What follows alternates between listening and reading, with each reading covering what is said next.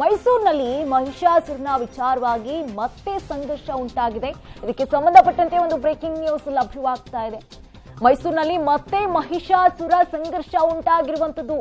ಅಂಧಕಾಸುರ ಸಂಹಾರ ದಿನ ಆಚರಣೆ ವೇಳೆ ಗಲಾಟೆ ಆಗಿದೆ.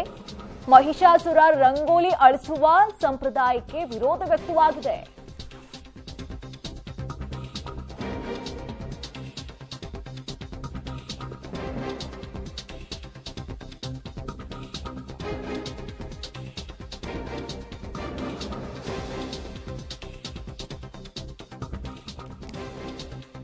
ಮೈಸೂರಿನಲ್ಲಿ ಮತ್ತೆ ಸಂಘರ್ಷ ಉಂಟಾಗಿರುವಂತದ್ದು. ಅಂಧಕಾಸುರನ ವಿಚಾರಕ್ಕೆ ಸಂಬಂಧಪಟ್ಟಂತೆ, ಮಹಿಷಾಸುರ ರಂಗೋಲಿ ಅಳಿಸುವ ವಿಚಾರಕ್ಕೆ ಸಂಬಂಧಪಟ್ಟಂತೆ ಇವತ್ತು ಮೈಸೂರಿನಲ್ಲಿ ಮತ್ತೆ ಗಲಾಟೆ ಉಂಟಾಗಿದೆ. ದಲಿತ ಸಂಘರ್ಷ ಸಮಿತಿ ಹಾಗೂ ನಂಜುಂಡೇಶ್ವರ ಭಕ್ತರ ನಡುವೆ ಮಾತಿನ ಚಕಮಕಿ ಉಂಟಾಗಿರುವಂತದ್ದು.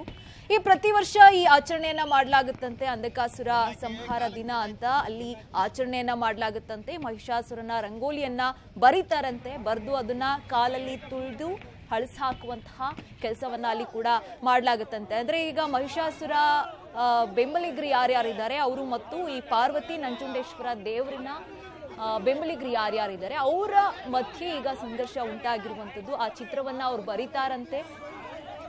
ಇವರು ಪಾರ್ವತಿ ಹಾಗೂ ನಂಜುಂಡೇಶ್ವರ ದೇವರಿನ ಭಕ್ತರು ಯಾರಿದ್ದಾರೆ ಅವರು ಅದನ್ನ ತುಳಿದು ಹಳಸಿ ಹೋಗುವಂತಹ ಕೆಲಸವನ್ನ ಮಾಡ್ತಾರಂತೆ. ಈ ರೀತಿಯಾಗಿ ಮಾಡೋದು ತಪ್ಪು ಅಂತ ಈಗ ಇಬ್ರು ಮಧ್ಯೆ ಜಗಳ ಉಂಟಾಗಿರುವಂತದ್ದು.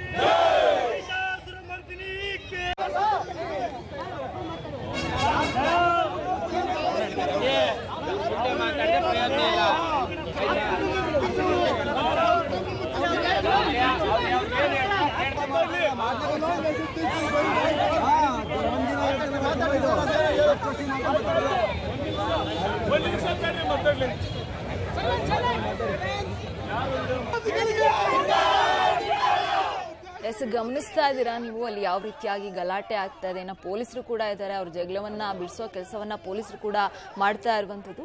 ಇವ್ರು ಹೇಳ್ತಾ ಇದ್ದಾರೆ ಒಂದ್ ಕಡೆ ನಾವು ಮಹಿಷನನ್ನ ರಾಜ ಅಂತ ಪೂಜಿಸ್ತೀವಿ, ನೀವು ಈ ರೀತಿಯಾಗಿ ಮಾಡೋದು ನಮ್ಮ ಭಾವನೆಗೆ ಒಂದ್ ರೀತಿಯಾಗಿ ಧಕ್ಕೆ ಆಗತ್ತೆ ಅಂತ ಅವ್ರು ಒಂದ್ ಕಡೆ ಕಿಡಿಕಾರ್ತಾ ಇರುವಂತದ್ದು. ಇನ್ನು ಪೊಲೀಸರು ಕೂಡ ಸ್ಥಳಕ್ಕೆ ಹೋಗಿದ್ದಾರೆ. ಸಾಕಷ್ಟು ಈ ಸಂದರ್ಭವನ್ನ ತಡೆಯೋ ಪ್ರಯತ್ನವನ್ನ ಕೂಡ ಪೊಲೀಸರು ಮಾಡ್ತಾ ಇರುವಂತದ್ದು. ಇನ್ನು ಲೈಟ್ ಆಗಿ ಲಾಠಿ ಪ್ರಹಾರವನ್ನ ಕೂಡ ಮಾಡಲಾಗಿದೆ ಎಂಬ ಮಾಹಿತಿ ಸದ್ಯಕ್ಕೆ ಸಿಗ್ತಾ ಇದೆ.